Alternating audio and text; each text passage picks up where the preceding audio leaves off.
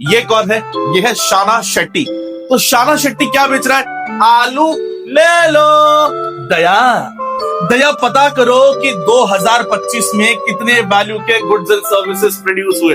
तो मान लेते हैं कोकिला बहन को आपके स्कूल में एज अ टीचर का जॉब मिल गया, 125 रुपए। अरे मुन्ना, तू बिल्कुल बेवकूफ है रे मुन्ना। WhatsApp my जंजीस। तो आज हम करेंगे क्लास 10 का इकोनॉमिक्स का चैप्टर नंबर 2।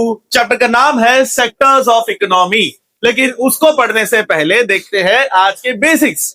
तो गुड्स क्या होते हैं भाई? सर, जब मैं छोटा था ना तो मेरी टीचर मेरे को बोलती थी वेरी गुड, वही तो गुड है। अरे मेरे भाई, वो नहीं। इकोनॉमिक्स में गुड्स का मतलब होता है वस्तुएं, थिंग्स, ऐसी चीजें जो टैंजिबल होती है, जो फिजिकल होती है, जिसको छुआ जा सकता है और बदले में जिसकी कोई कीमत हो, उसे हम क्या कहते हैं? गुड्स कहते हैं।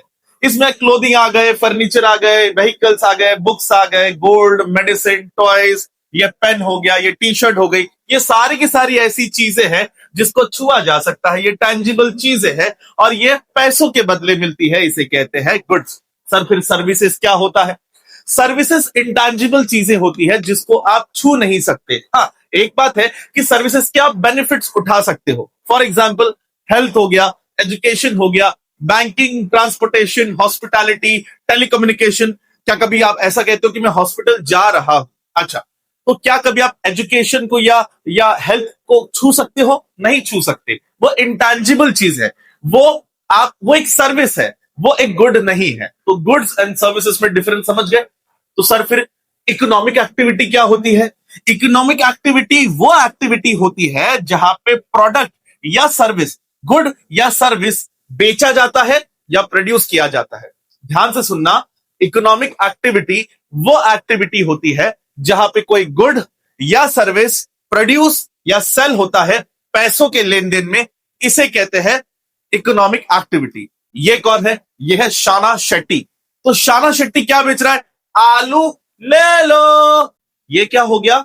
ये क्या बेच रहा है? ये सर्विस दे रहा है। आलू इसने नहीं बनाया, आलू तो फार्मर ने बनाया, ये सिर्फ बेच रहा है। यानी कि ये क्या दे रहा है? सर्विस दे रहा है।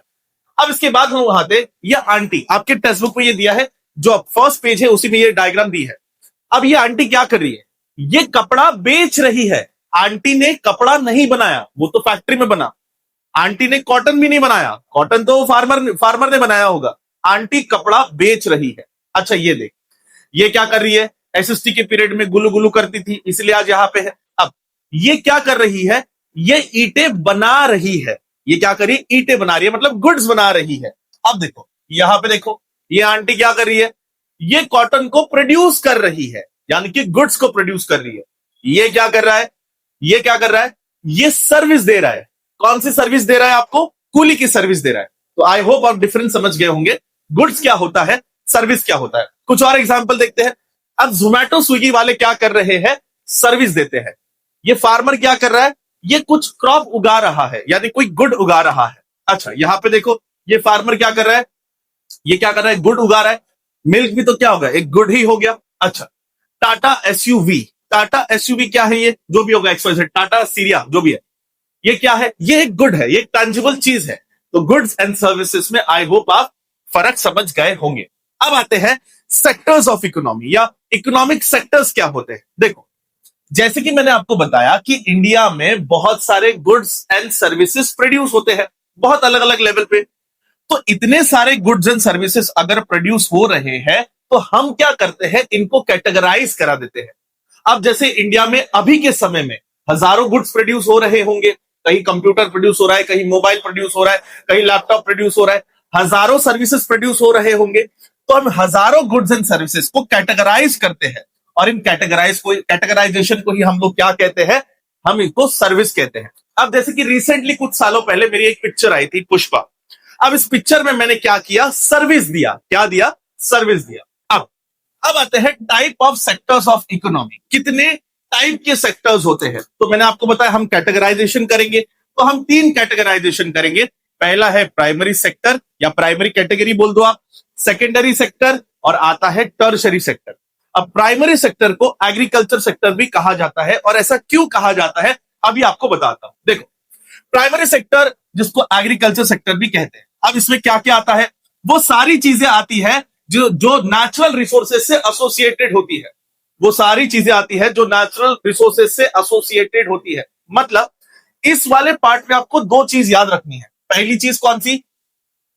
पहली चीज आपको याद रखनी है नेचर।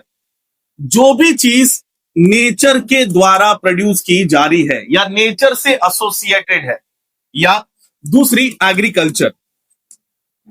एग्रीकल्चर, तो ये दो वर्ड्स को आपको याद रखना है। कोई भी अगर चीज इन दो कैटेगरी में फॉल करती है वो प्राइमरी सेक्टर में आता है। वो goods and services primary sector में आते हैं। मान लेते हैं कि आप एक दुबई के शेख है, और दुबई के शेख होने के बाद आपके पास एक तेल का कुआं है। अभी भी हम तेल निकालती, तो तेल क्या हो गया? Oil related to nature. तो ये क्या हो गया? ये आ गया प्राइमरी सेक्टर में। मतलब एक्सट्रैक्शन ऑफ मिनरल्स, ये किस में आ गया? प्राइमरी सेक्टर में आ गया। अच्छा, मान लेते हैं कि आपका डेयरी का बिजनेस है। डेयरी का बिजनेस है, तो ये किस में आ गया? ये किससे रिलेटेड है? एग्रीकल्चर से रिलेटेड है, तो ये प्राइमरी सेक्टर में आ गया। लेट्स से फॉर एग्जांपल आपका बी कीपिंग का बिजनेस है, जहां पे आप शहद उगाते हैं, तो शहद किस में आ गया? नेचर में आ गया। तो ये कौन से सेक्टर में आएगा? प्राइमरी सेक्टर में आएगा। दो वर्ड्स आपको याद रखते हैं, एक है एग्रीकल्चर, दूसरा है नेचर। जितने भी गुड्स एंड सर्विसेज एग्रीकल्चर और नेचर से रिलेटेड है वो प्राइमरी सेक्टर में आ गया। अब जैसे कि ये ऑयल है, ऑयल किससे रिलेटेड है? नेचर से रिलेटेड है, तो ये किसमें आ गया? प्राइमरी सेक्टर में आ गया।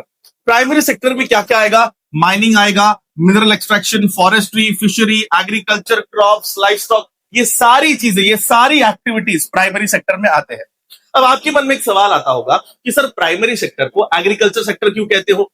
क्योंकि इसमें एग्रीकल्चर के अलावा भी तो बहुत सारी चीजें होती है। देखो कैसा होता है कि मोस्ट ऑफ द चीजें जो आज हम खाते हैं हमें एग्रीकल्चर से मिलती है।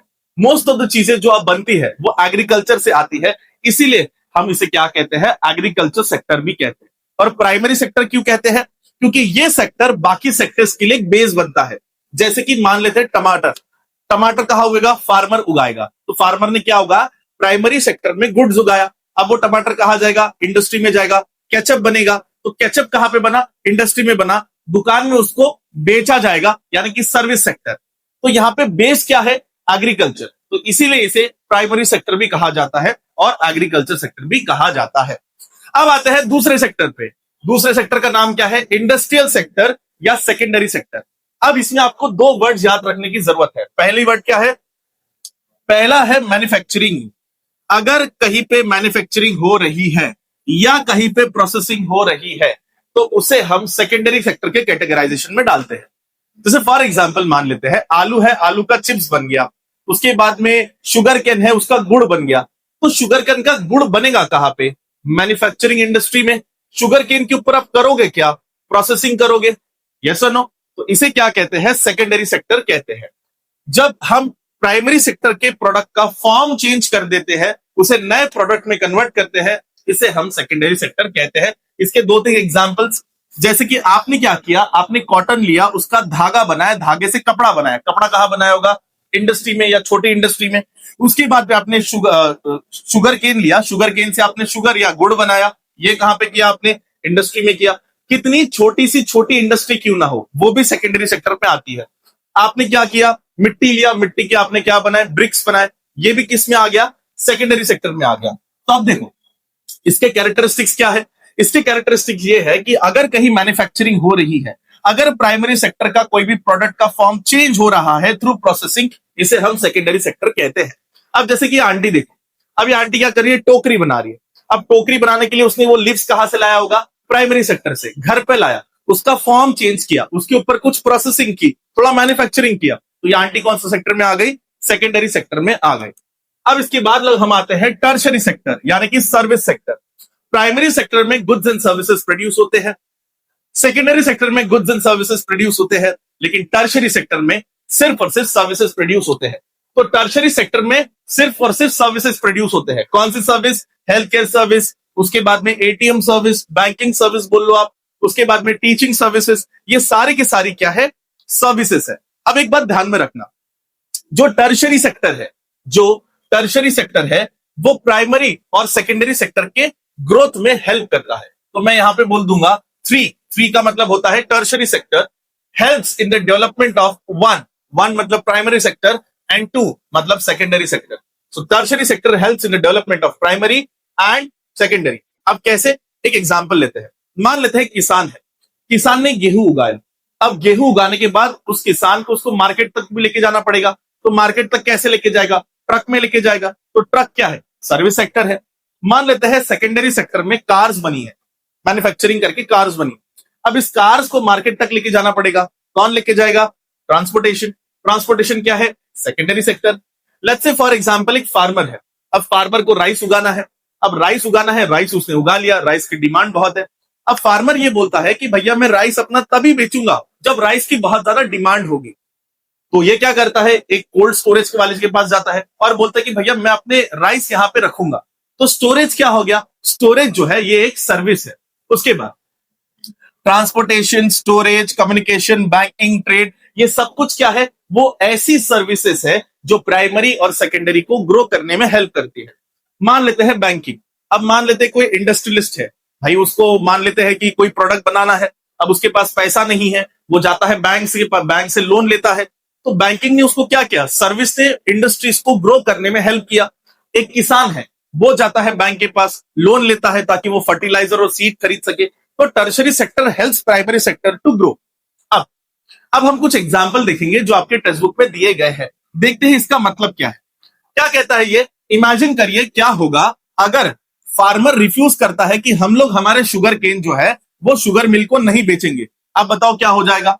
अगर फार्मर शुगर मिल को नहीं बेचेगा, शुगर केन मिल को नहीं बेचेगा, तो क्या होगा? ऑब्वियसली सेकेंडरी सेक्टर क्या हो जाएगा? शट डाउन हो जाएगा।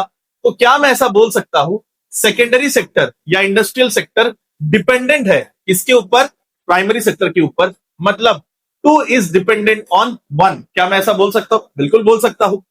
अब इमेजिन करते हैं क्या होगा। मान लेते हैं सारी कंपनियां ये डिसाइड करती है कि हम लोग जो है इंडियन मार्केट से कॉटन नहीं खरीदेंगे, हम जो है कॉटन जो है बाहर की कंट्री से इंपोर्ट करेंगे। अब क्या होगा? इंडियन फार्मर बैंकरप्ट हो जाएंगे। यस और नो? तो क्या मैं ऐसा कह सकता हूं सेकेंडरी और industrial sector depend on primary sector and primary sector also dependence on secondary sector. तो one is dependent on two. तो क्या मैं ऐसा कह सकता हूं कि हमारी इकोनॉमी में सारे सेक्टर एक दूसरे के ऊपर डिपेंडेंट है, चाहे वन टू के ऊपर हो, टू वन के ऊपर हो? क्या मैं ऐसा बोल सकता हूं? बिल्कुल बोल सकता हूं। अब यहां पे आते हैं। मान लेते हैं फार्मर जो है फार्मिंग कर रहे हैं, उसको क्या क्या लगता है? Pump set, electricity, pesticides, fertiliser. अब मान लेते हैं इन सबकी अगर प्राइसेस बहुत ज्यादा ऊपर चली जाती है तो बताओ कॉस्ट ऑफ कल्टीवेशन क्या होगा? कॉस्ट ऑफ कल्टीवेशन बढ़ जाएगा। इसका मतलब जो इंडस्ट्रीज है जो ये सारी चीजें सप्लाई करती है, ये जो सर्विसेज देती है इलेक्ट्रिसिटी जैसी, इसका मतलब I can say that one is dependent on three. One is dependent on three मतलब agriculture sector is dependent on service. कैसे? ये इलेक्ट्रिसिटी है भाई, इलेक्ट्रिसिटी क्या है? सर्विसेज है, बिल्कुल है। One is dependent on two, क्या है ये? पेस्टिसाइड्स कंपनी हो गया, फर्टिलाइजर कंपनी हो गया। अच्छा, उसके बाद people working in industrial sector और service sector. People working in industrial sector और सर्विस सेक्टर। इमेजिन करो कि अगर एक स्ट्राइक हो गई ट्रांसपोर्टर्स की, उन्होंने बोला कि हम लोग वेजिटेबल और मिल्क ये सब एक्सपोर्ट ही नहीं करेंगे, फूड आएगा ही नहीं, तो क्या होगा? ये दिखाता है कि सर्विस सेक्टर जो है वो कनेक्ट है किससे? प्राइमरी सेक्टर और सेकेंडरी सेक्टर से। मतलब one is connected to two, two is connected to three, three is connected to one and one again is connected to two. ये सब कुछ कनेक्टेड है, मतलब तीनों ही सेक्टर्स क्या है? आपस में कनेक्टेड है। अब आपके टेक्स्ट बुक में ये दिया है कौन किस सेक्टर से बिलोंग करता है, एक एक करके आप कमेंट्स में इसका आंसर दे सकते हैं। देखो, टेलर, टेलर क्या करता है? सर्विस देता है या गुड्स बनाता है? बताना जरा भाई। एक टेलर है, क्या कॉटन उसने बनाया? बिल्कुल नहीं। कपड़ा उसने बनाया? बिल्कुल नहीं, वो तो सेकेंडरी सेक्टर में बना। तो टेलर कर क्या रहा है? वो आपको सर्विस दे रहा है भाई, सर्विस दे रहा है। ठीक है, उसके बाद बास्केट वीवर। तो बास्केट वीवर के लिए जो उसने लीव्स लाया होगा वो कहां से लाया होगा? फॉरेस्ट से, प्राइमरी सेक्टर से। लेकिन घर पे आके उसने वीविंग का काम किया, तो ये क्या है? ये है सेकेंडरी सेक्टर, मतलब उसके ऊपर कुछ प्रोसेसिंग की। अच्छा, फ्लावर कल्टीवेटर, तो फ्लावर आ गया तो नेचर आ गया, तो ये क्या हो गया आपका? प्राइमरी सेक्टर, कल्टीवेटर है। मिल्क वेंडर, ये क्या है? मिल्क वेंडर, ये कौन सा सेक्टर में आ गया? आप कमेंट से लिख के बताना। फिशरमैन, फिशरमैन है, ये आ गया नेचर, ये हो गया प्राइमरी। अच्छा, इसके बाद में पृष्ठ है, Our Father in heaven, holy be your name, your kingdom come, your will be done। ठीक हो जा बच्चा, जल्दी पास हो जा बच्चा, बोर्ड निकल जा बच्चा। तो ये क्या दे रहा है आपको? ये आपको सर्विस दे रहा है। कुरियर वाला जो आपके घर पे आता है वो आपको क्या दे रहा है? ये भी आपको सर्विस दे रहा है। अच्छा, एक वर्कर है जो माचिस की फैक्ट्री में काम कर रहा है। अब जैसे ही फैक्ट्री आ गया तो क्या आ गया? सेकेंडरी सेक्टर, सेकेंडरी सेक्टर, ठीक है। अच्छा, इसके बाद में मनी लेंडर, आपको उधार देने वाला दोस्त, तो ये आपको क्या दे रहा है? ये आपको सर्विस दे रहा है। यहां पे बोला है गार्डनर, गार्डनर, बताओ ये कौन से सेक्टर में आएगा? चलो आपके लिए होमवर्क है, प्राइमरी सेक्टर में आएगा या टर्शरी सेक्टर में आएगा, आपके लिए होमवर्क है। पॉटर, ये क्या करेगा? मिट्टी लेके आएगा प्राइमरी सेक्टर से, घर पे क्या करेगा? पॉट्स बनाएगा छोटे छोटे, तो ये क्या कर रहा है? प्रोसेसिंग कर रहा है, तो ये आ गया आपके सेकेंडरी सेक्टर में। अच्छा, बी कीपर, नेचर आ गया, ये हो गया प्राइमरी। एस्ट्रोनॉट्स क्या दे रहा है आपको? सर्विस दे रहा है। कॉल सेंटर में काम करने वाले लोग क्या कर रहे हैं? आपको सर्विस दे रहे हैं। आई होप आपको गुड्स एंड सर्विसेज में फर्क समझ में आया होगा। प्राइमरी, सेकेंडरी, टर्शरी सेक्टर में डिफरेंस क्या होता है आपको समझ में आया हो। अब दया, दया पता करो कि 2025 में कितने वैल्यू के गुड्स एंड सर्विसेज प्रोड्यूस हुए। तीनों सेक्टर में गुड्स एंड सर्विसेज प्रोड्यूस हो रहे। हाँ, तो हमारे एसीपी प्रद्युमन कह रहे हैं कि बता करो कि गुड्स एंड सर्विसेज 2025 में कितने वैल्यू के गुड्स एंड सर्विसेज प्रोड्यूस हुए इंडिया में। तो दया कहता है सर इससे क्या होगा, हम पता भी कर लेंगे तो इससे क्या होगा। तो अभिजीत ये कहता है कि सर जब हम पता कर लेंगे कि कितने वैल्यू के गुड्स एंड सर्विसेज प्रोड्यूस हुए तो हम उसका आंकड़ा निकाल सकते हैं, हम उसकी टोटल वैल्यू निकाल सकते हैं कि कितने रुपए के गुड्स एंड सर्विसेज या कितने डॉलर्स के गुड्स एंड सर्विसेज इंडिया में प्रोड्यूस हुए। अब इसी को हम लोग क्या कहते हैं? अब बताओ कि इंडिया में कितने लोग रहते हैं? 150 करोड़। अब 150 करोड़ लोगों के घर पे जाओगे, दरवाजा ठकठकाओगे, ठक ठक ठक, हेलो सर आप क्या गुड्स प्रोड्यूस करते हैं या सर्विस प्रोड्यूस करते हैं? कितने रुपए के गुड्स सर्विस प्रोड्यूस करते हैं? अच्छा मैं लिख लेता हूं। पॉसिबल है? नहीं पॉसिबल है, क्योंकि इंडिया में 150 करोड़ लोग रहते हैं। सबके घर में जाना पॉसिबल है? बिल्कुल नहीं। ये टकलू भैया के घर पे जाना पॉसिबल है? बिल्कुल नहीं, ये तो इंडिया में रहते भी नहीं है। तो इसी से एक कॉन्सेप्ट आता है जीडीपी। जीडीपी का मतलब होता है ग्रॉस डोमेस्टिक प्रोडक्ट। यहां देखो, जीडीपी का मतलब होता है कि इंडिया के अंदर टोटल वैल्यू के गुड्स एंड सर्विसेज कितने प्रोड्यूस हुए एक पर्टिकुलर ईयर में। फॉर एग्जांपल हम 2025 मान लेते हैं कि 2025 में total value of goods and services कितने प्रोड्यूस हुए ईच सेक्टर में। ईच सेक्टर का मतलब प्राइमरी सेक्टर में कितने गुड्स एंड सर्विसेज प्रोड्यूस हुए मतलब कितने वैल्यू के, सेकेंडरी सेक्टर में कितने गुड्स एंड सर्विसेज प्रोड्यूस हुए कितने वैल्यू के, और टर्शरी सेक्टर में कितने सर्विसेज प्रोड्यूस हुए कितने वैल्यू के। अगर मैं तीनों को ऐड कर दूं और जो भी अमाउंट आएगा, लेट से फॉर एग्जांपल 100 रुपीज आता है, तो इसे मैं कहता हूं कि ये देश की जीडीपी है, यानी कि इंडिया की कमाई है।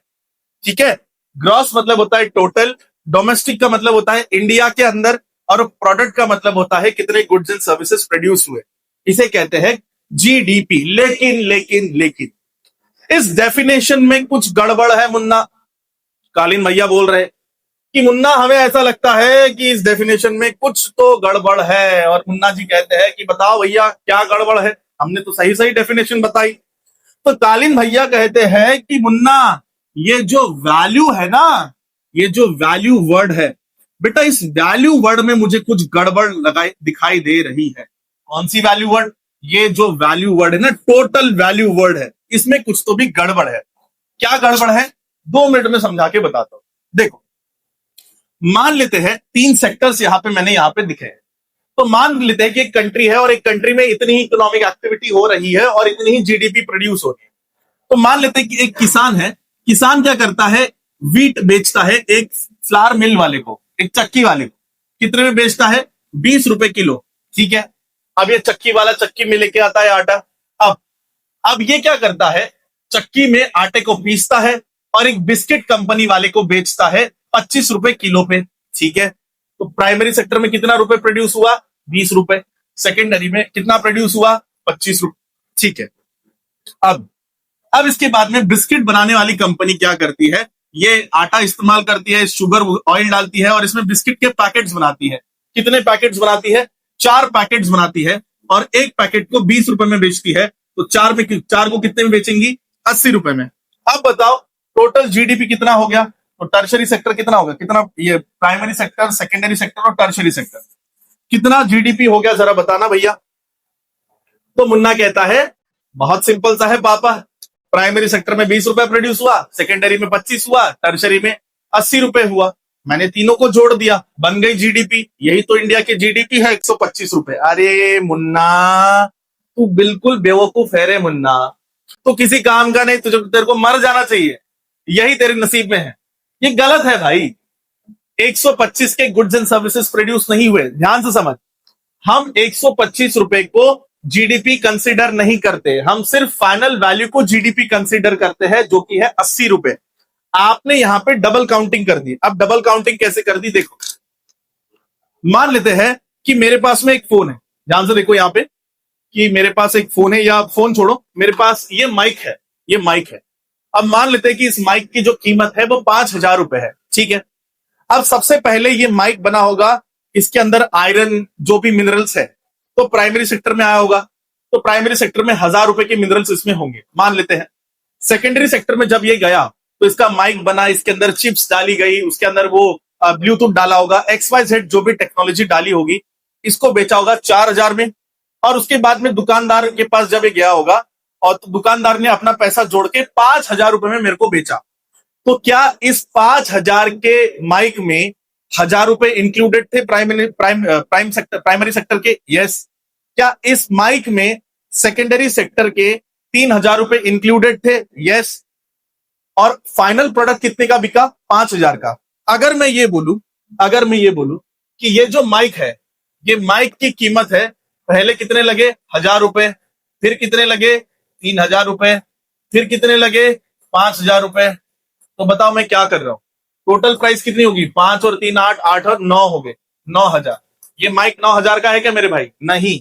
ये माइक कितने का है? ये 5,000 का ही माइक है। मैंने ये चीजें ऑलरेडी इस 5,000 में इंक्लूडेड है। तो यहां पे तुमने क्या किया? जब तुम बिस्किट की प्राइस को गिन रहे थे तो बिस्किट के प्राइस में ऑलरेडी फ्लावर की प्राइस ऑलरेडी इंक्लूडेड थी, आटे की प्राइस ऑलरेडी इंक्लूडेड थी, व्हीट की प्राइस ऑलरेडी इंक्लूडेड थी। आपने डबल काउंटिंग की। इसका मतलब जीडीपी क्या होता है? जीडीपी का मतलब होता है final value of goods and services. समझ में आया? Final value of goods and services. यहां पे क्या होता है? फाइनल प्रोडक्ट को बनाने के लिए आप ये सारे प्रोडक्ट का इस्तेमाल करते हो, इसको इंटरमीडिएट प्रोडक्ट कहते हैं। तो आप अगर इंटरमीडिएट गुड्स का इस्तेमाल करके फाइनल प्रोडक्ट बना रहे हो तो हम फाइनल प्रोडक्ट की वैल्यू लेते हैं, ना कि इन सब चीजों की। समझ में आया? अब counting intermediate goods separately would lead to double counting.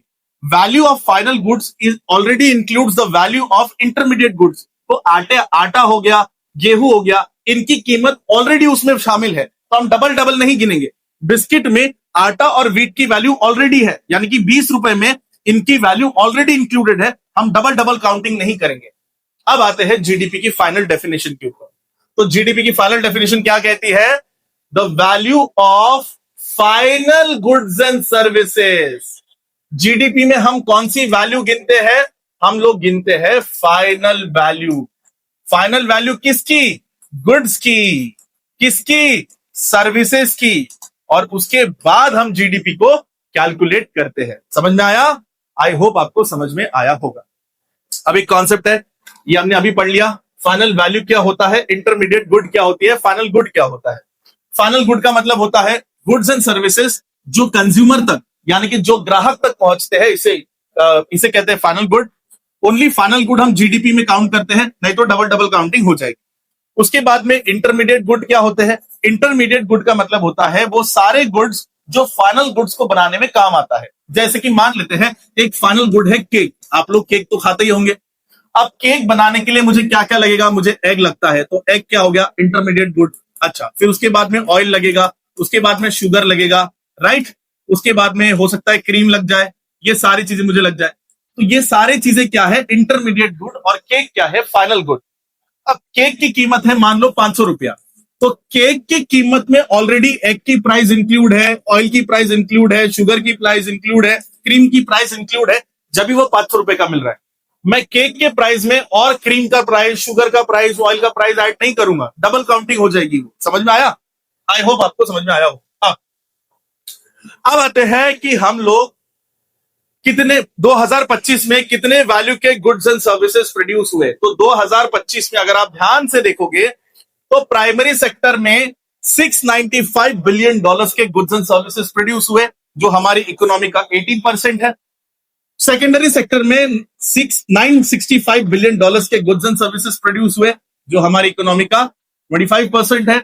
और टर्शरी सेक्टर में हमारी 2.20 ट्रिलियन डॉलर्स के सर्विसेज प्रोड्यूस हुए, जो हमारी इकोनॉमी का 57% है।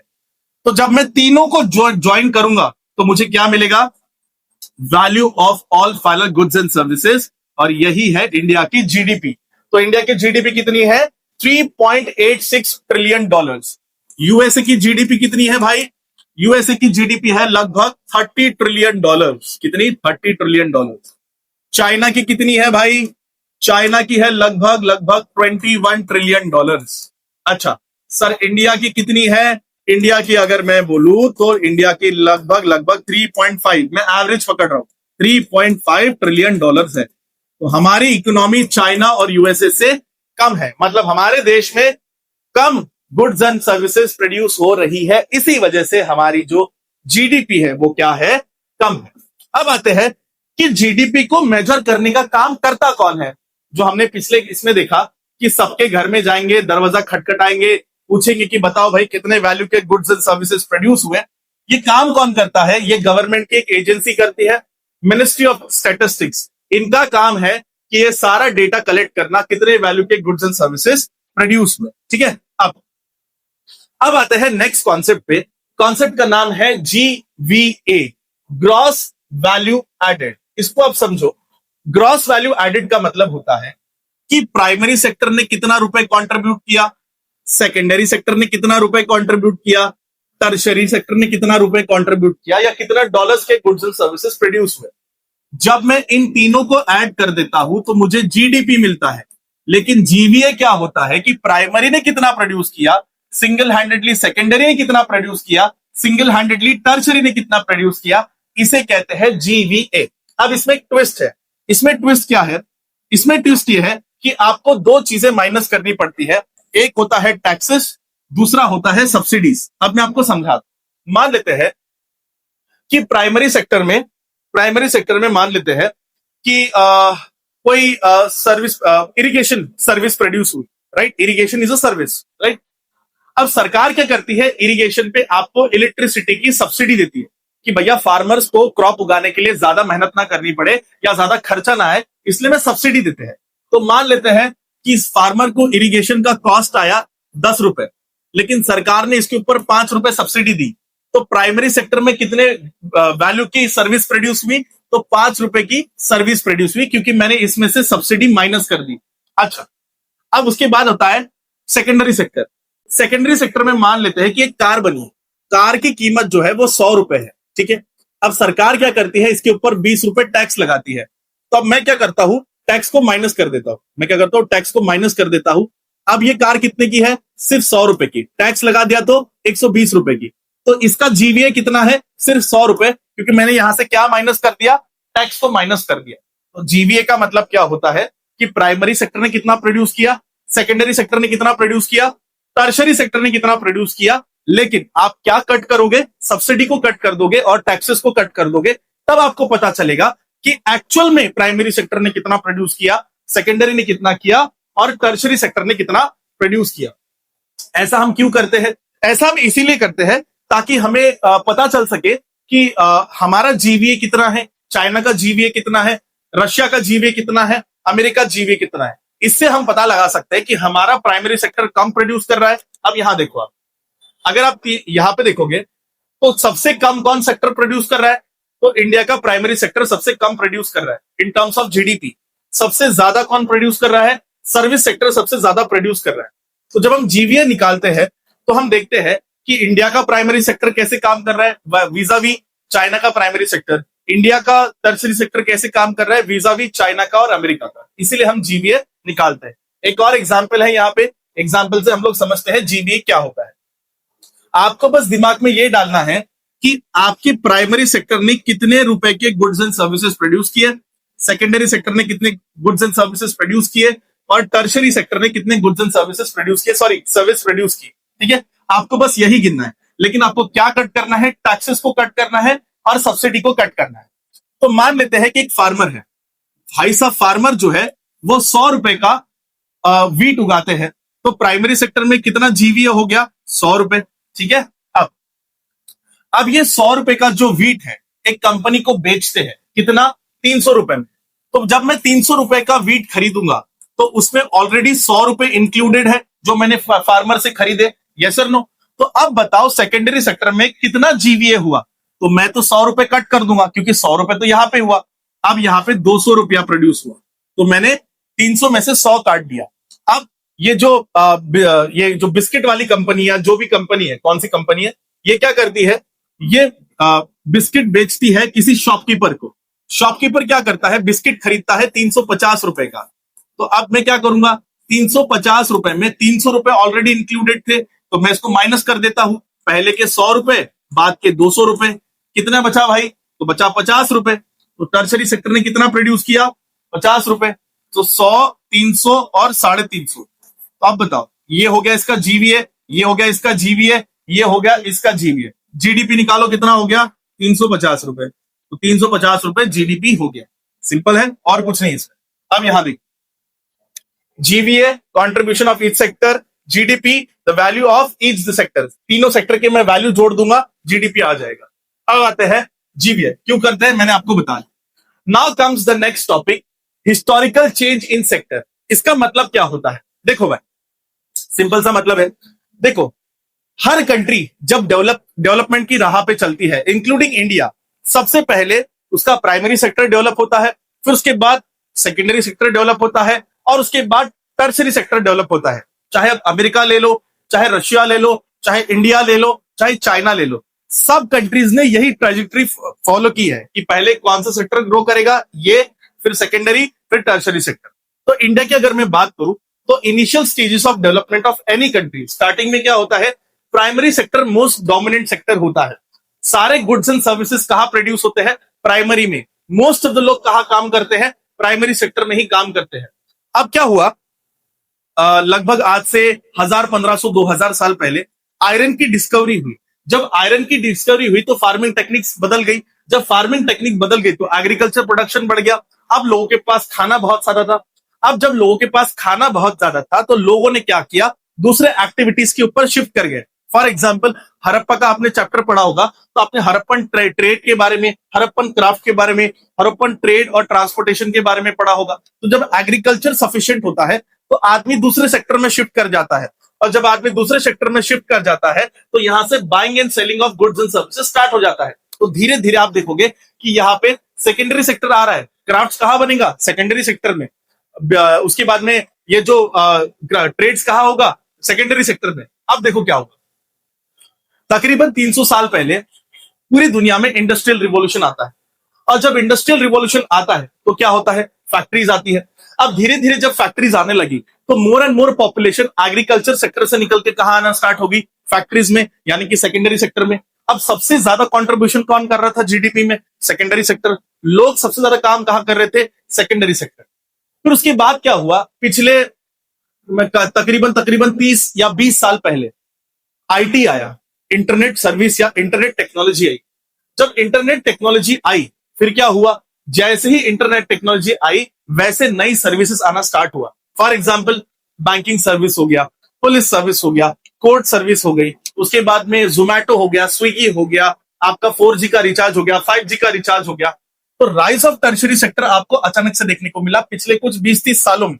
क्यों, क्योंकि अभी आईटी सेक्टर आ गया। जैसे कि आप यहां देखो, बाबू मुझे भूख लगी है, जोमैटो करवा दो। जोमैटो क्या है, जोमैटो सर्विस है। बाबू बोर हो रही हूं, नेटफ्लिक्स का सब्सक्रिप्शन दिलवा दो। नेटफ्लिक्स क्या है, सर्विस है।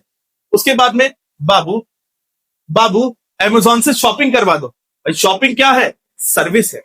तो धीरे धीरे आप एक पैटर्न ऑब्जर्व करोगे कि पहले आएगा प्राइमरी सेक्टर, फिर आएगा सेकेंडरी सेक्टर, फिर आएगा टर्शरी सेक्टर। इनिशियल स्टेज में प्राइमरी सेक्टर डोमिनेट करेगा, बाद में इंडस्ट्रियल सेक्टर डोमिनेट करेगा, बाद में टर्शरी सेक्टर डोमिनेट करेगा। लेकिन इंडिया के केस में ये उल्टा है। इंडिया के सेक्टर में आप देखोगे कि अगर आप हमारा हिस्ट्री देखोगे तो इंडिया एग्रीकल्चर वाइज तो बहुत अच्छा था।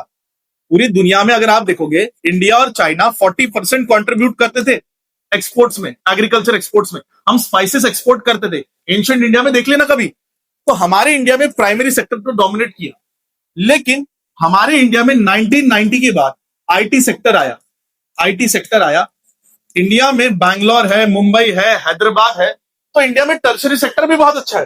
लेकिन प्रॉब्लम यह है कि इंडिया में कभी भी इंडस्ट्रियल रिवॉल्यूशन यानी कि सेकेंडरी सेक्टर डोमिनेट किया ही नहीं। इसका रीजन क्या है? इसका मेन रीजन है ब्रिटिश पॉलिसी, ब्रिटिश की पॉलिसी। ब्रिटिश ने कभी भी इंडिया में इंडस्ट्रियल रिवॉल्यूशन आने ही नहीं दिया। क्यों इंडस्ट्रियल रिवॉल्यूशन आने नहीं दिया? क्योंकि अगर इंडिया की इंडस्ट्रीज ब्रिटेन की इंडस्ट्री से कॉम्पीट करेगी तो नुकसान किसका होगा? ब्रिटेन की इंडस्ट्री का। तो जब अंग्रेज इंडिया में आए 1750s के बाद और जब 1947 में गए, तो इन 150 सालों तक ब्रिटिशर्स ने इंडिया में कभी इंडस्ट्रीज आने ही नहीं दी। ऐसी पॉलिसीज बनाई जहां पे एक्सपोर्ट जो है वो बैन हो जाए। एक्सपोर्ट को उन्होंने क्या किया? डिमोरलाइज किया, जिसकी वजह से इंडिया में सेकेंडरी सेक्टर कभी आया ही नहीं। बोर्ड्स में एक सवाल आया, बोर्ड्स में 10 मार्क का सवाल आया। सवाल क्या कहता है? देखो, एक्सप्लेन करो sectoral activities on the basis of employment. कितने सेक्टर है अपने पास? Primary, secondary, tertiary. यहां पे कौन लोग एम्प्लॉयमेंट करते हैं, यहां पे कौन करते हैं, यहां पे कौन करते हैं, यही तो बताना है। 5 मार्क का है। प्राइमरी में तुम बता दो माइनिंग के बारे में बता दो, प्राइमरी में तुम एग्रीकल्चर के बारे में बता दो, डेयरी के बारे में बता दो, सेकेंडरी में तुम इसके बारे में बता दो, इंडस्ट्रीज के बारे में बता दो, 1-2 एग्जाम्पल दे दो। टर्शरी में तुम सर्विसेज के बारे में बता दो, स्विगी जोमेटो के बारे में बता दो, एग्जाम्पल दे दो, हो गया। Explain the shift scene between different sectors of economy in India. क्या पूछा है? In India. तुम इंडिया में क्या लिखोगे? प्राइमरी सेक्टर डोमिनेट करता था, फिर प्राइमरी सेक्टर के बाद टर्शरी सेक्टर डोमिनेट किया, और इंडिया में सेकेंडरी सेक्टर का कभी डोमिनेंस आया ही नहीं। It was strange case in India. आप टॉपिक नाम डालोगे, स्ट्रेंज केस ऑफ इंडिया, जहां पे सेकेंडरी सेक्टर में इंडिया ने डोमिनेट नहीं किया। और उसका रीजन क्या लिखोगे? British policies. समझ में आया? अब हम पढ़ेंगे rising importance of tertiary sector. हमने देखा कि हमारी इकोनॉमी में सबसे ज्यादा कंट्रीब्यूट कौन करता है? टर्शरी सेक्टर सबसे ज्यादा कंट्रीब्यूट करता है। तो ऐसा क्या है कि टर्शरी सेक्टर इतना ज्यादा राइज कर गया इतने कम टाइम में?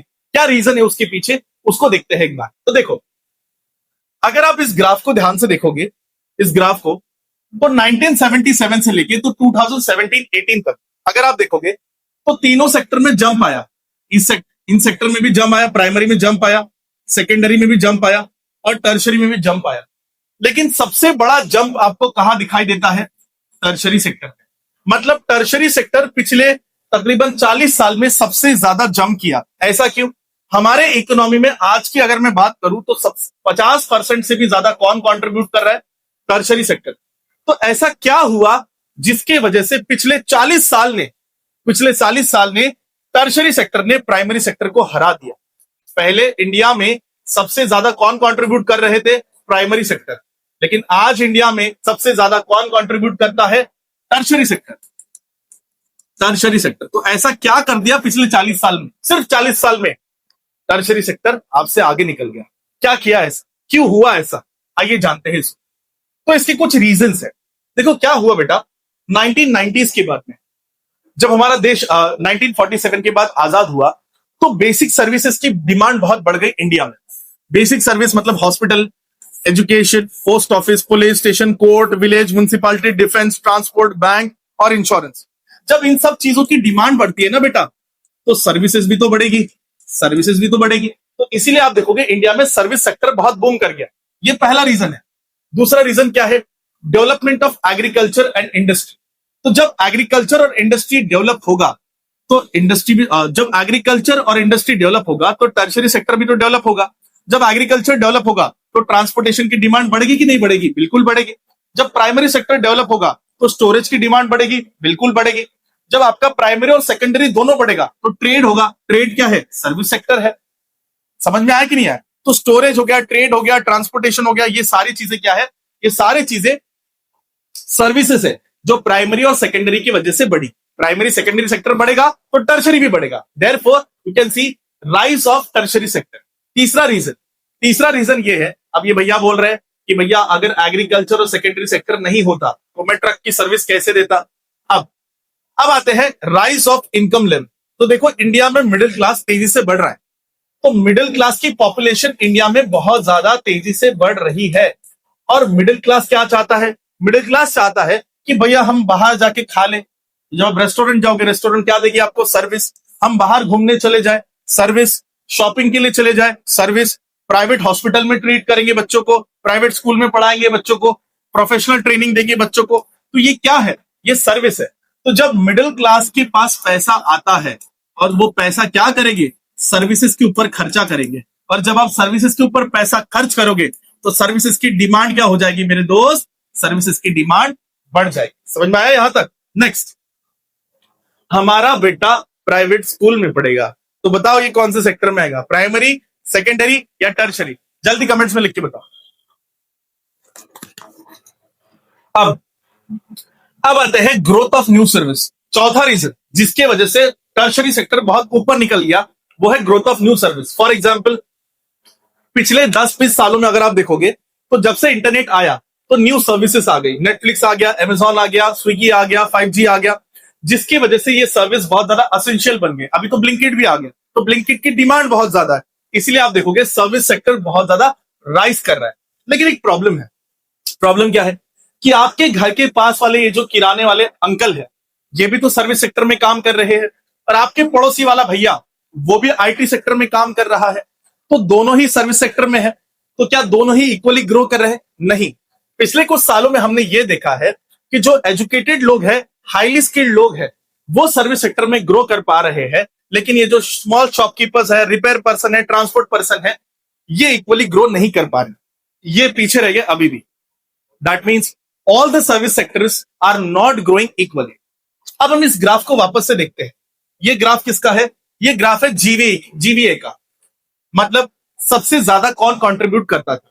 तो देखो, अगर मैं 1977-78 की बात करूं तो फर्स्ट नंबर पे था आपका प्राइमरी सेक्टर। सबसे ज्यादा कंट्रीब्यूशन प्राइमरी सेक्टर से आता था, लगभग 45% कंट्रीब्यूशन प्राइमरी सेक्टर से आता था।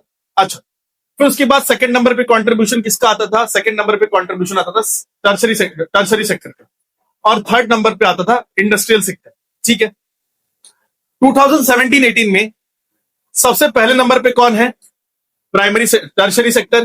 दूसरे नंबर पे कौन है? आपका सेकेंडरी सेक्टर। और तीसरे नंबर पे कौन आ गया? आपका प्राइमरी सेक्टर।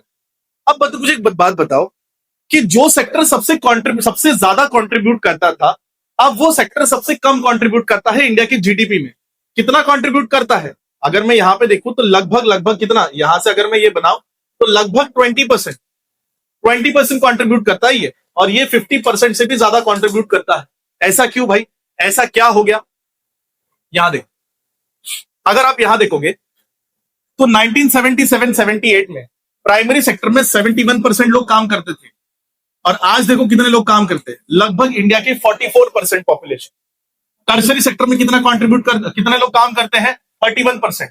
भाई इंडिया में 31 लोग परसेंट काम करते हैं और 50% प्रोडक्शन करते हैं, और इंडिया की half of the Janata India के प्राइमरी सेक्टर में काम करती है, लेकिन कंट्रीब्यूशन कितना करती है? 20%। प्रॉब्लम है भाई, problem. There is a huge problem in this graph. क्या प्रॉब्लम है? ध्यान से देखो, क्या प्रॉब्लम है, ध्यान से देखो इस प्रॉब्लम। 71% लोग काम करते थे, इतना कंट्रीब्यूशन था। 44% लोग काम करते हैं, इतना कंट्रीब्यूशन। मतलब प्रॉब्लम सिंपल है बाबू भैया, प्राइमरी सेक्टर में हद से ज्यादा लोग काम कर रहे हैं, that is 44% of Indian population. उतने की जरूरत है? बिल्कुल नहीं। क्या इतने लोगों की जरूरत है प्राइमरी सेक्टर में? बिल्कुल नहीं। हद से ज्यादा लोग काम कर रहे हैं भाई। अगर देश की पॉपुलेशन कितनी है? 150 करोड़, उसका 44% निकालो, लगभग 50 निकालो, 70 करोड़ लोग प्राइमरी सेक्टर में काम कर रहे हैं। इतनों की जरूरत है? बिल्कुल नहीं। तो अब मुझे लोगों को प्राइमरी सेक्टर से निकाल के सेकेंडरी और टर्शरी सेक्टर में डालना पड़ेगा। तो इतने लोग काम करने के बावजूद भी इनका कंट्रीब्यूशन कितना है? 18 से 20%। इसका मतलब यहां पे हद से ज्यादा बेरोजगारी है। और इसी से हमारा नया टॉपिक आता है अंडर एम्प्लॉयमेंट। बहुत इंपॉर्टेंट टॉपिक है। टॉपिक क्या कहता है? Under employment. अंडर एम्प्लॉयमेंट का मतलब क्या होता है कि प्राइमरी सेक्टर में हम ये देख पा रहे हैं कि देयर आर मोर पीपल, इतने लोगों की जरूरत नहीं है। There are more people working in agriculture sector than necessary. 44% of Indian population is working in primary sector, जबकि ये सिर्फ 20% कॉन्ट्रीब्यूशन कर रहे हैं। इतने लोगों की जरूरत नहीं है। अगर कुछ लोगों को मैं बाहर भी निकाल दूं इस 44% में से, तब भी ये परसेंटेज कम नहीं होगा, प्रोडक्शन कम नहीं होगा। दैट मींस यहां पे लोग क्या है? अंडर एम्प्लॉयड है। क्या है मेरे भाई? अंडर एम्प्लॉयड है। अंडर एम्प्लॉयड का मतलब होता है हद से ज्यादा लोग काम कर रहे हैं। तो अब यहां देख, ये एक फार्मर है, फार्मर की फैमिली है, तो दो लोग मिला के 50 किलो आलू उगा रहे हैं। 50 किलो आलू। अब इनके 3 बच्चे इनको ज्वाइन कर देते हैं। जैसे ही 3 बच्चे और ज्वाइन कर देते हैं तो इनका प्रोडक्शन तो बढ़ जाना चाहिए, क्योंकि number of people are working more. लेकिन इनका प्रोडक्शन कितना है भाई? इनका प्रोडक्शन तब भी क्या है? 50 किलो ही है। इसका मतलब ये सब लोग अपने पोटेंशियल से कम काम कर रहे हैं। सब लोग अपने पोटेंशियल से कम काम कर रहे हैं। ये लक्ष्मी का आपके बुक में दिया है, वही दिया है जो मैंने बोला है। अब देखो प्रॉब्लम क्या है। अंडर एम्प्लॉयमेंट का मतलब क्या होता है? अंडर एम्प्लॉयमेंट का मतलब ये होता है कि ऐसी सिचुएशन जहां पे लोग दिख तो रहे कि काम कर रहे हैं, लेकिन वो लोग अपने पोटेंशियल से कम काम कर रहे हैं। इसे कहते हैं अंडर एम्प्लॉयमेंट। अब इसको समझ, मैं समझाता हूं तुझे। यहां पे ध्यान से देख, ध्यान से देख, मेरे बोलने का मतलब क्या, ध्यान से सुनो। देखो हमने क्या बोला, एक फार्मर है, फार्मर की फैमिली है, ये दोनों मिलकर कितना किलो आलू उगा रहे हैं? 50 किलो। ठीक है सर। अब क्या हुआ, इनके 3 बच्चों ने इनको ज्वाइन कर लिया। टोटल कितने हो गए? 5 लोग। कितना किलो आलू उगा रहे हैं? 50 किलो। दैट मीन्स इनका जो लेबर है वो क्या हो गया? लेबर जो है, लेबर डिवाइड हो गया। जब लेबर डिवाइड हो जाता है, जो काम 2 लोग कर सकते थे अब उसको 5 लोग कर रहे हैं। तो इससे प्रोडक्शन बढ़ा क्या? बिल्कुल नहीं बढ़ा। अगर कोई इंसान दूर से इनको देख रहा है तो वो क्या बोलेगा? अरे देखो 5 लोग काम कर रहे, 5 पीपल आर वर्किंग। लेकिन आपको और मुझे पता है अल्टीमेटली कितने लोग काम कर रहे हैं? 2 लोग ही काम कर रहे हैं। क्या इन 3 लोगों की जरूरत है? बिल्कुल नहीं, इनकी जरूरत नहीं है। तो ये जो 3 लोग मुझे काम करते हुए दिख रहे हैं अपने पोटेंशियल से कम, इनको मैं क्या कहूंगा? ये अंडर एम्प्लॉयड है। क्या है ये? अंडर एम्प्लॉयड है। समझ में आया? अंडर एम्प्लॉयड का मतलब सिंपल सा होता है, जब लोग अपने पोटेंशियल से कम काम करते हैं।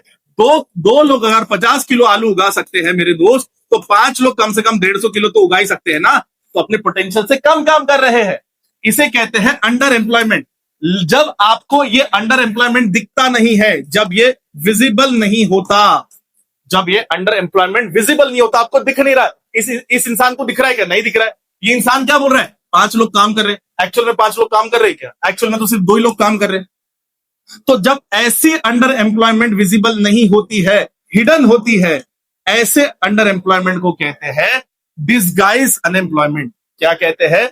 डिसगाइज अनएम्प्लॉयमेंट कहते हैं। When under employment is hidden, यहां देखो, when under employment is hidden, this hidden under employment is called as disguise unemployment.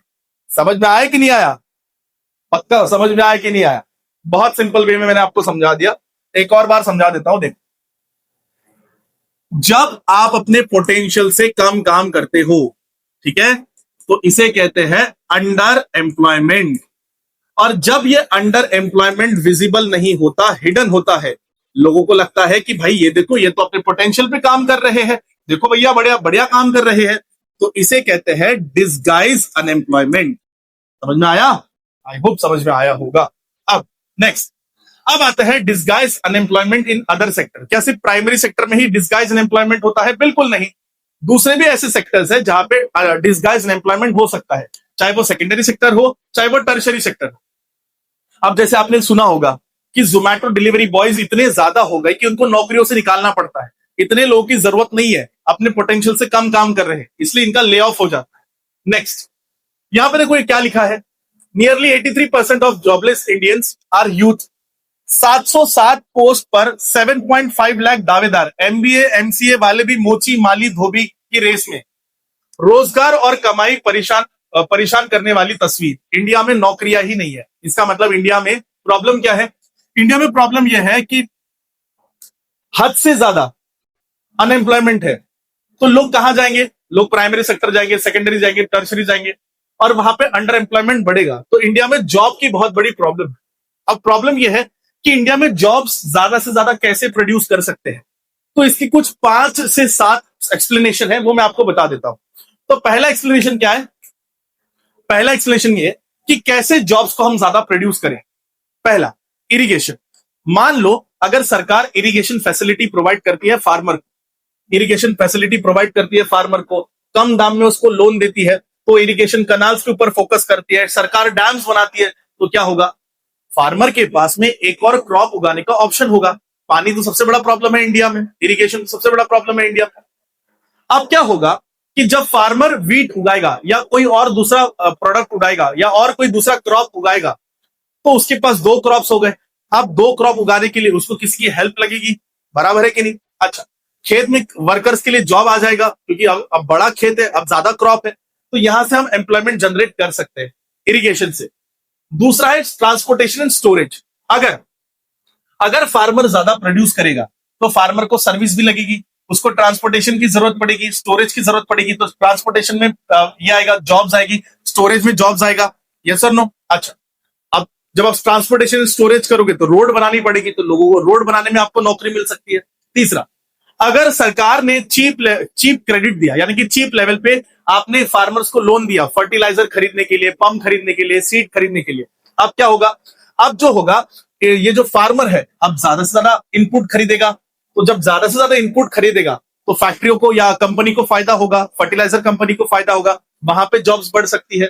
अब अगर इंडस्ट्रीज और सर्विस सेक्टर अगर आपने सेमी रूरल एरिया में लगाया, फॉर एग्जाम्पल अगर मोदी जी बोलते हैं कि भाई साहब तुम अपनी फैक्ट्री खोलो लेकिन गांव में खोलो, मैं तुम्हारे ऊपर जीएसटी नहीं लगाऊंगा, मैं तुम्हें इलेक्ट्रिसिटी फ्री दूंगा 5 साल के लिए। तो जब आप रूरल एरिया में फैक्ट्रीज लगाते हो, सेमी रूरल एरिया में फैक्ट्रीज लगाते हो, तो क्या होगा? वहां के लोकल लोगों को काम मिलेगा। फॉर एग्जाम्पल अगर आपने दाल की मिल लगाई, अगर दाल की मिल आपने लगाई तो वहां के लोगों को क्या मिलेगा? एम्प्लॉयमेंट मिलेगा।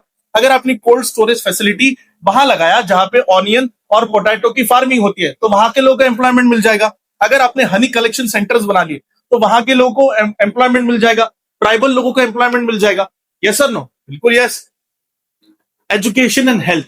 अब देखो सरकारी स्कूलों की क्या हाल है, सरकारी हॉस्पिटल का क्या हाल है, आपको पता है। टीचर्स नहीं है, डॉक्टर्स नहीं है, नर्स नहीं है, स्टाफ नहीं है। तो अगर हम और सरकारी स्कूल और हॉस्पिटल खोले तो क्या जॉब्स मिल सकती है? बिल्कुल मिल सकती है। ऐसा कहते हैं कि इंडिया के एजुकेशन सेक्टर में ही हम 20 लाख जॉब्स निकाल सकते हैं। तो हमें क्या जरूरत है? ज्यादा से ज्यादा स्कूल बनाने की जरूरत है और ज्यादा से ज्यादा हेल्थ इंफ्रास्ट्रक्चर पे खर्चा करने की जरूरत है। इससे और एंड और जॉब्स प्रोड्यूस होंगे। किसके लिए? स्टाफ के लिए, डॉक्टर्स के लिए, नर्स के लिए। अब और क्या कर सकते हैं जॉब्स को प्रोड्यूस करने के लिए? देखो, इंडिया में टूरिज्म सेक्टर बूम कर सकता है, लेकिन करता नहीं है क्योंकि हम हमारे टूरिज्म पे ध्यान नहीं देते।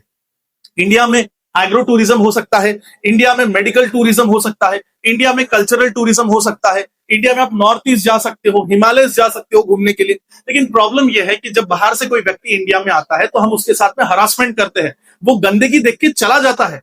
तो अगर हम सिर्फ टूरिज्म पे फोकस करें तो होटल्स की डिमांड बढ़ेगी, फ्लाइट्स की डिमांड बढ़ेगी, जो लोकल गाइड्स होते हैं उनकी डिमांड बढ़ेगी और उनको भी जॉब मिलेगा।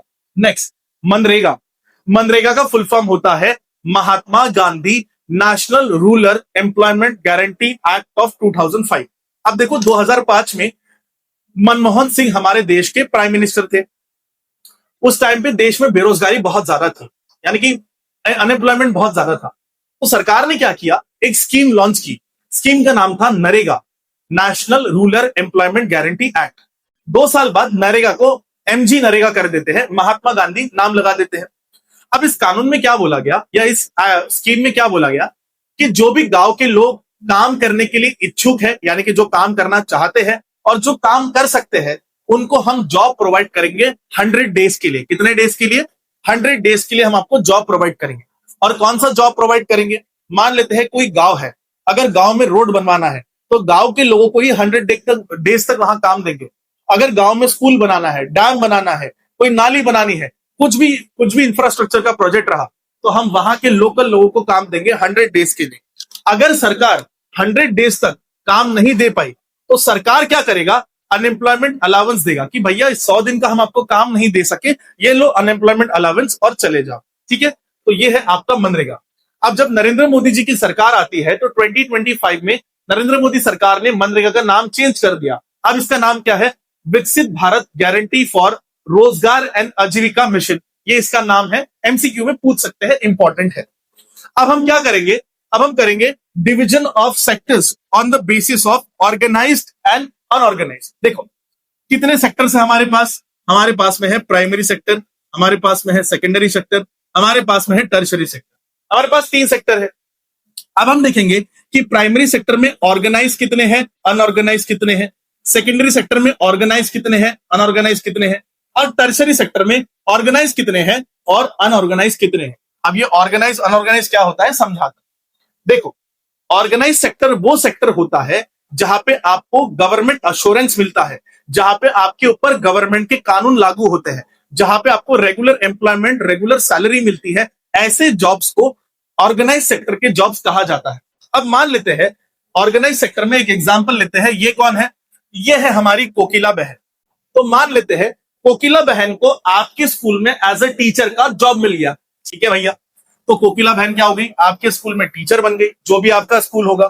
तो जैसे ही कोकिला बहन आपके स्कूल में टीचर बन जाती है, कोकिला बहन कौन से सेक्टर में आ गई, ऑर्गेनाइज सेक्टर में आ गई।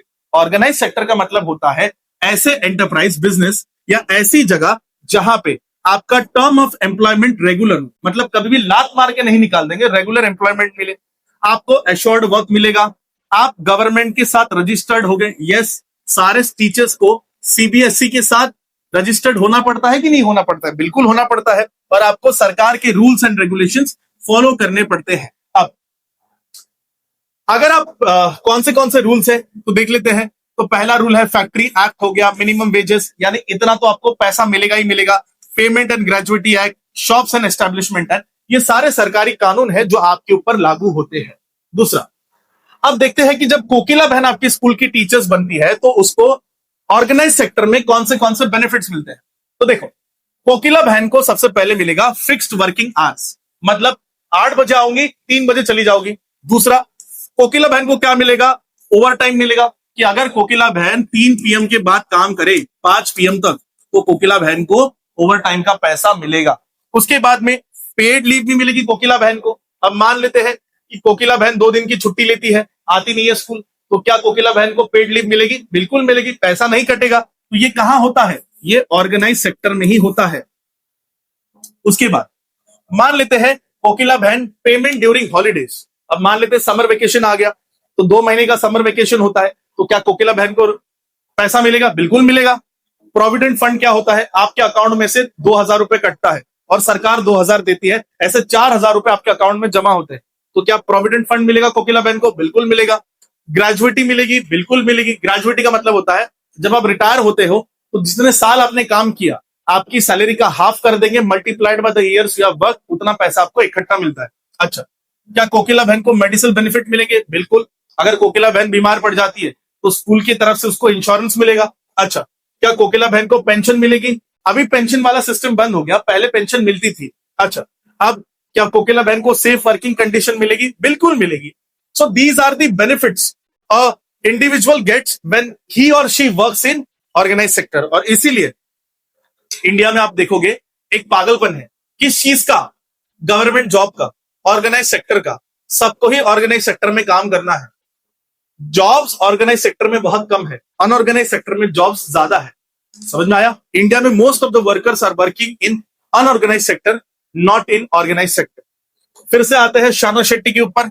शाना शेट्टी बताओ कौन से सेक्टर में काम करता है, आप लोग कमेंट्स में लिख के बताओगे कि शाना शेट्टी कौन से सेक्टर में काम करता है, ऑर्गेनाइज सेक्टर में काम करता है या अनऑर्गेनाइज सेक्टर में काम करता है। ठीक है, चल अब आते हैं वर्कर्स जो अनऑर्गेनाइज सेक्टर में काम कर रहे हैं। तो फॉर एग्जाम्पल इनके साथ क्या क्या होता है, अनऑर्गेनाइज सेक्टर वो सेक्टर होता है जहां पे आपके स्मॉल एंड स्कैटर्ड यूनिट्स होते हैं, यहां पे सरकार का कंट्रोल नहीं होता, यहां पे रूल्स एंड रेगुलेशन प्रॉपर तरीके से फॉलो नहीं किए जाते।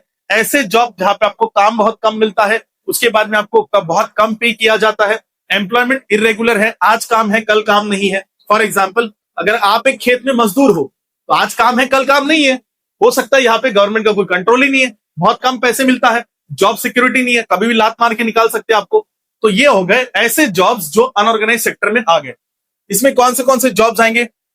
फॉर एग्जाम्पल, आप कंस्ट्रक्शन वर्कर साइट पे काम कर रहे हो, तो ये जॉब्स आ गए। और क्या क्या प्रॉब्लम्स है वर्कर्स इन अनऑर्गेनाइज सेक्टर? इनको ओवर टाइम का पैसा नहीं मिलता, पेड लीव नहीं मिलती इनको, और इनको कोई भी हॉलीडे नहीं मिलता। पेमेंट तभी मिलेगा जब काम पे आओगे, काम पे नहीं आओगे तो पैसा नहीं मिलेगा। इसलिए बोलता हूं, पढ़ाई लिखाई करो, ऑर्गेनाइज सेक्टर में काम करो, तभी आगे बढ़ोगे। अनऑर्गेनाइज सेक्टर में कुछ नहीं पड़ा।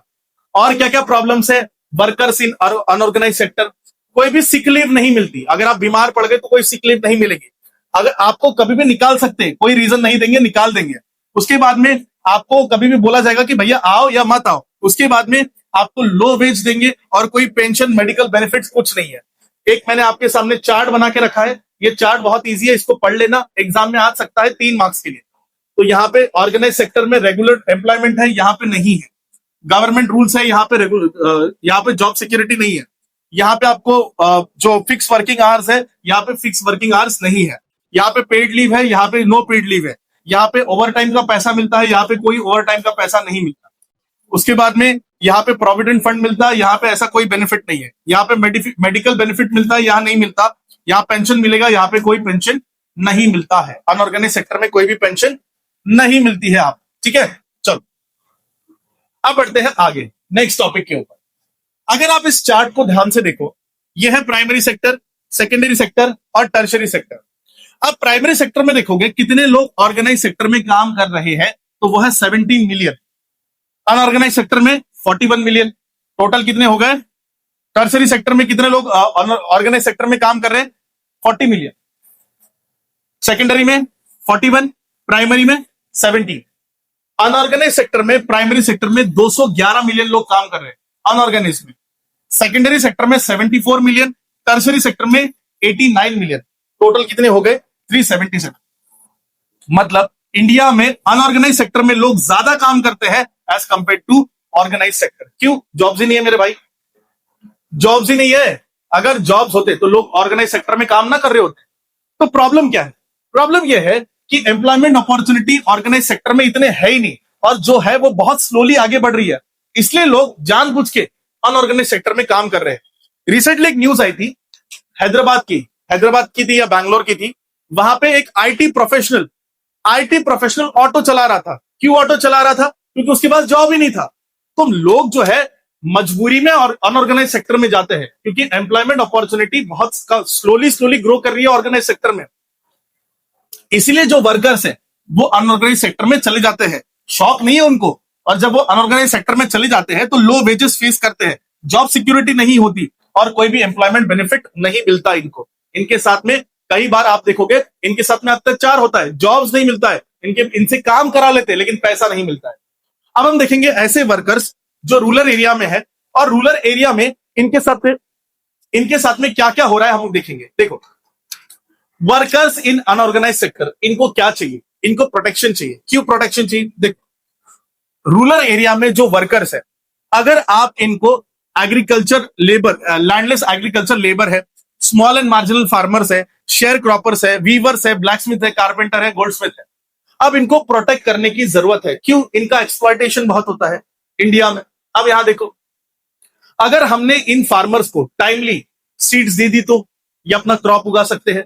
इन एग्रीकल्चर इनपुट दे दिया, क्रेडिट दे दिया, स्टोरेज दे दिया, मार्केटिंग दे दिया, तो क्या ये एग्रीकल्चर कर पाएंगे? बिल्कुल कर पाएंगे।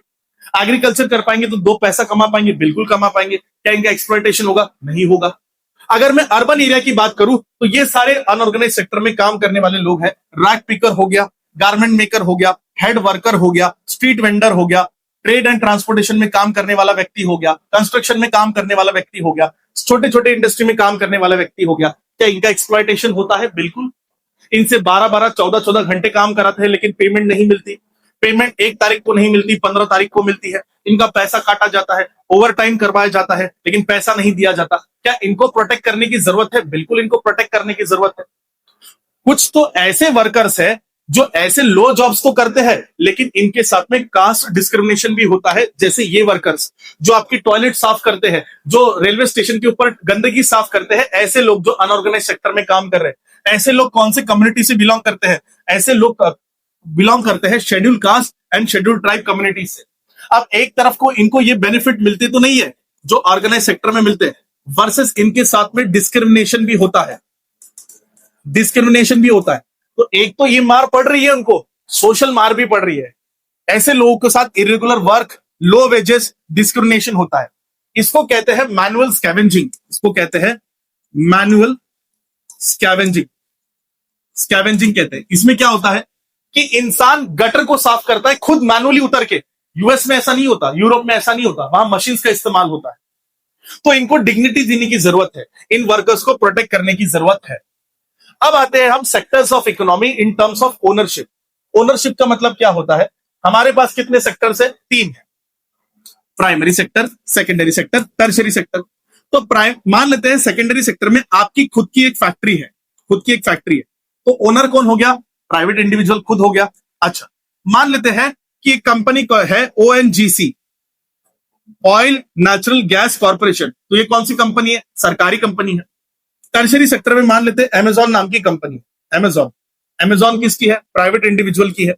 उसके बाद में मान लेते हैं कि एक company called state bank of India, SBI, ये किसकी है? ये जो है बैंकिंग सर्विस देती है, किसकी है? पर सरकारी है।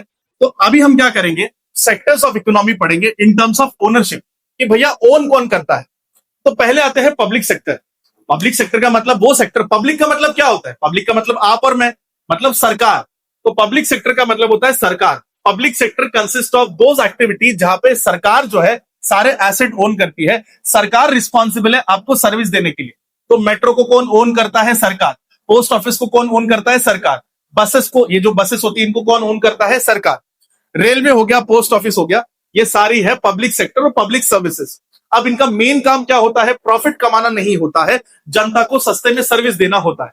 दूसरे आते हैं प्राइवेट सेक्टर। अब ये प्राइवेट सेक्टर कौन होते हैं? यहां पे इंडिविजुअल और कंपनी सारे एसेट्स ओन करती है। इंडिविजुअल और कंपनी प्रॉफिट के लिए ये सारी चीजें करती है, ना कि सर्विस के लिए, कि भाई जनता का भला करना है। चाहे वो टाटा हो, चाहे वो रिलायंस हो, इनका मेन ऑब्जेक्टिव क्या है? कि भैया हमें प्रॉफिट कमाना है। तो ये हो गया प्राइवेट सेक्टर। अब देखोगे कि सरकार जो है आपको कुछ सर्टेन सर्विसेज प्रोवाइड करती है। जैसे सरकार आपको रोड देती है, ब्रिज देती है, एक सेकेंड, सरकार आपको रोड देती है, ब्रिज देती है, रेलवे देती है, harbour, electricity, irrigation, health, education. अब मुझे बताओ, क्या प्राइवेट इंडिविजुअल नहीं कर सकता? ये बिल्कुल कर सकता है, लेकिन प्राइवेट इंडिविजुअल इसको प्रॉफिट कमाने के लिए करेगा। तो हमारे पास इतना पैसा नहीं है कि लोग अफोर्ड करें, इसीलिए सरकार क्या करती है? ये बेसिक सर्विसेज आपको देती है।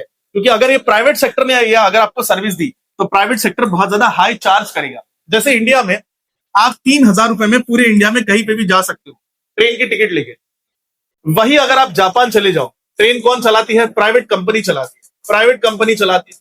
अब प्राइवेट कंपनी में अगर आपको जाना है मैगलेव में या बुलेट ट्रेन में, वहां पे टिकट होती है 20,000 रुपए। क्या इंडिया में आम जनता 20,000 रुपए की टिकट अफोर्ड कर सकती है? बिल्कुल नहीं कर सकती। इसलिए सरकार आपको ये बेसिक सर्विसेज प्रोवाइड करती है। अब क्या सरकार प्राइवेट सेक्टर को भी हेल्प करती है? बिल्कुल हेल्प करती है। देखो, कभी कभी क्या होता है कि कुछ ऐसे प्राइवेट सेक्टर होते हैं जिनको सरकार का सपोर्ट चाहिए होता है, क्योंकि वो प्राइवेट सेक्टर बहुत सारे लोगों को एम्प्लॉयमेंट दे रहा है। तो सरकार क्या करती है? उनको सपोर्ट करती है। एक एग्जांपल समझ, मान लेते हैं कि बहुत बड़ी कंपनी है जिसको इलेक्ट्रिसिटी की बहुत ज्यादा जरूरत है। अब वो खुद से अगर इलेक्ट्रिसिटी परचेस करने जाएगी तो बहुत महंगा पड़ेगा, हो सकता है उस कंपनी को बंद करना पड़े। तो सरकार क्या कहती है कि एक काम कर, मैं तेरे को सस्ते में इलेक्ट्रिसिटी देता हूं या मुफ्त में इलेक्ट्रिसिटी देता हूं, तो लोगों को काम देता रहे।